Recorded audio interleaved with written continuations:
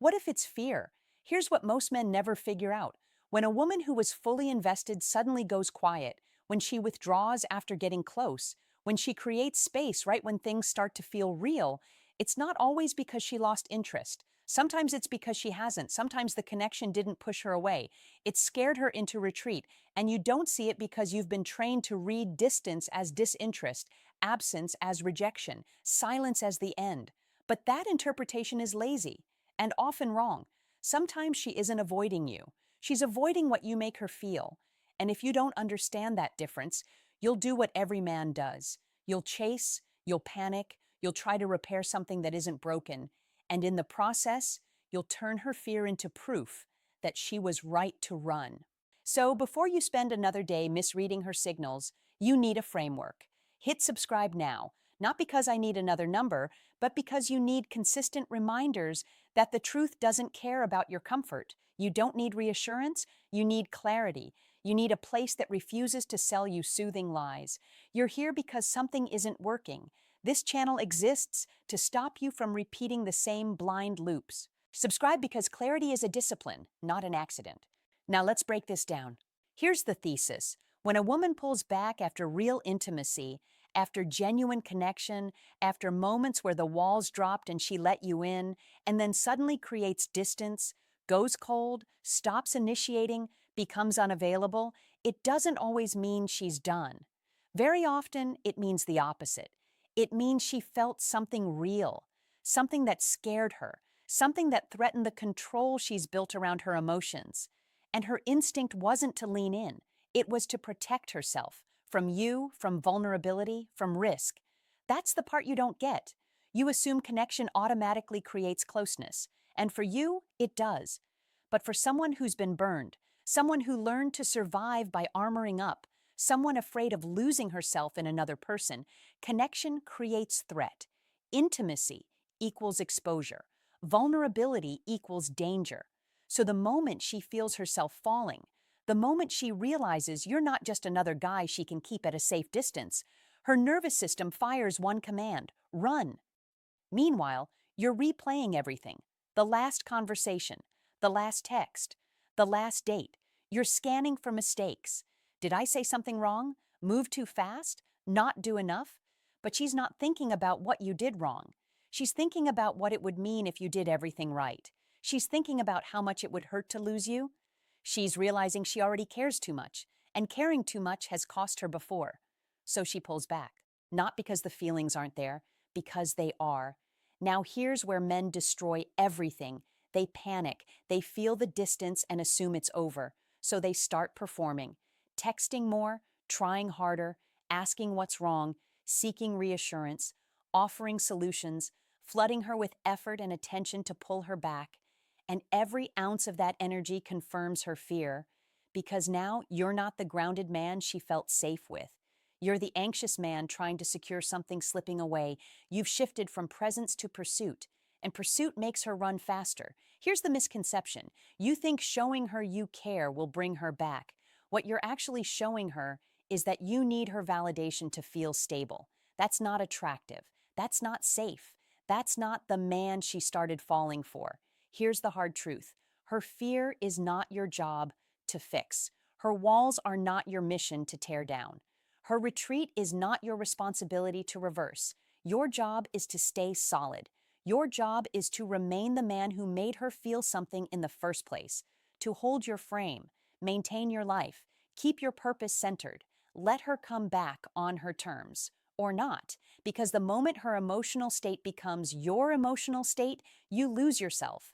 And when you lose yourself, you lose her permanently. So why does this happen? Why does a woman who's into you suddenly pull away? Because somewhere in her past, intimacy turned into pain. At some point, she learned that letting someone in gives them the power to hurt her. Maybe it was an ex who weaponized her vulnerability. Maybe it was a father who disappeared. Maybe it was a relationship where she gave everything and got betrayal. Or maybe it's just the pattern she's seen repeat. Closeness leads to disappointment. So she built walls. She built control. She learned how to stay just connected enough to feel wanted, but just distant enough to stay safe. And then you came along. You were real, consistent, grounded, someone she actually respected. You broke through that system. You made her feel something she promised herself she wouldn't feel again. And now she's terrified. Not of you, of herself, of how much she wants this, of how badly it would hurt if it fell apart. That's the real dynamic. She's not creating distance because you don't matter. She's creating distance because you matter too much. And here's the cost of not seeing it.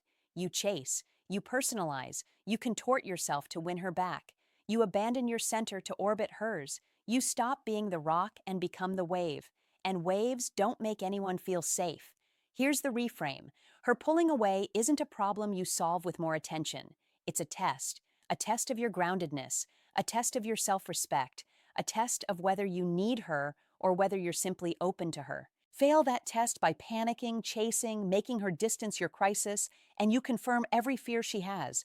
You prove she was right to run. Pass it by staying calm, busy, purposeful, outcome independent, and you become the exception. You become proof that not every man collapses when she pulls back. You become evidence that maybe, just maybe, this one is different. Now let me show you what that man looks like. He doesn't spiral when she goes quiet. He doesn't send paragraphs asking what changed. He doesn't show up unannounced, trying to talk things through. He doesn't let her emotional weather dictate his internal climate. He stays in his life. He keeps working. He exists firmly in his own frame and invites her to join him when she's ready. And if she's not ready, he keeps moving. He doesn't sit around attached to a fantasy of who she might become. He deals with who she is, and if who she is right now isn't available, he doesn't pause his life waiting. He redirects that energy back into himself. That's called self-respect, and self-respect is magnetic. Now let's get practical. Here's exactly what you do when you recognize this pattern. First, stop chasing. Immediately. If you're texting more than she is, stop. If you're initiating every conversation, stop. If you're trying to schedule every interaction, stop. You are not her therapist. You are not her emotional regulator. You are not her validation source. You are a man with a life. She is either part of that life or she isn't. Stop performing for attention. Second, return to your purpose. Whatever you were building before she entered the picture, your body, your business, your craft, your mission, go back to it. Not as a distraction, but as your priority. Because the version of you she felt drawn to wasn't the man watching his phone. It was the man focused on becoming something. Return to that man. Third, when she does reach out, don't punish her. But don't reward absence either. Be warm. Be present. But don't pretend nothing happened. You're not interrogating her. But you're also not abandoning your standards. You meet her where she is, without lowering yourself to do it. If she wants depth, she has to show up for depth. If she wants access, she has to be available. You don't negotiate with inconsistency. Fourth, release the outcome. This is the hardest part, and it's the most important. You have to be okay with the possibility that she doesn't come back. You have to be okay with the possibility that her fear wins.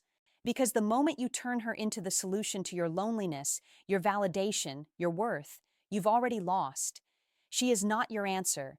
You are. Your life works with or without her.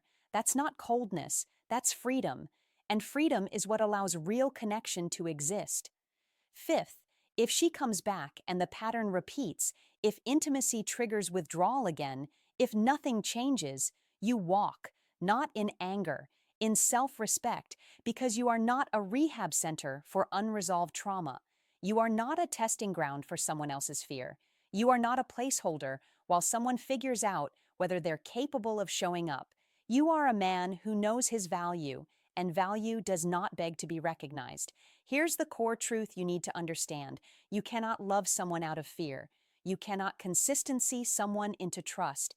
You cannot prove your way into making her feel safe. That work is hers.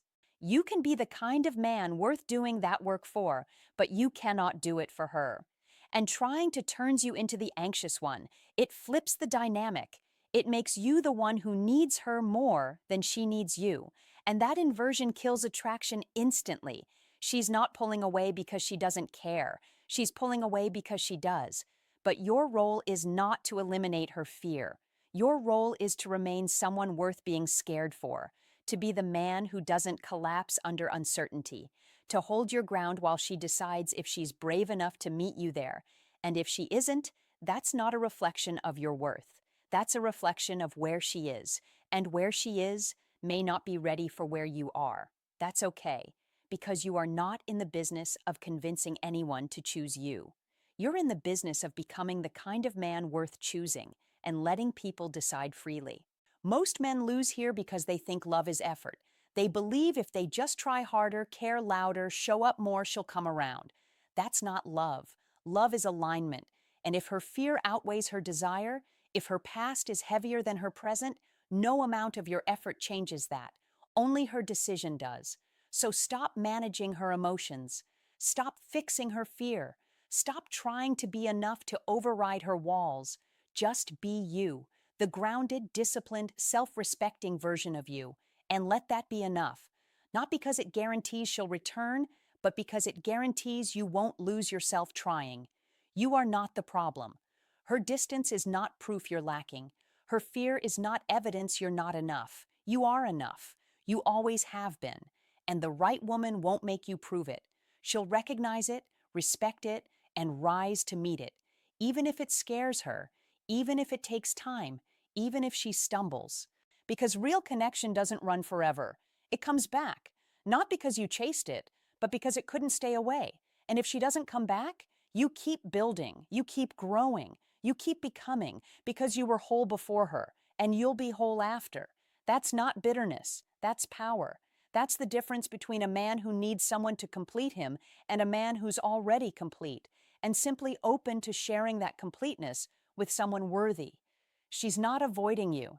She's afraid of falling for you. But whether she overcomes that fear is her choice. Your peace cannot depend on her making the right one. You are the answer. You've always been the answer. Now hit subscribe if this hit differently. This channel isn't here to comfort you. It's here to remind you who you are when the world tries to tell you you're not enough. This is where you rebuild your frame when everything else tries to break it. You're not here by accident. You're here because something in you knows there's a better way. So lock in, stay consistent, and let's build the kind of man no one can shake. You're not alone. You're part of a community that refuses to shrink, refuses to beg, and refuses to settle. Welcome back.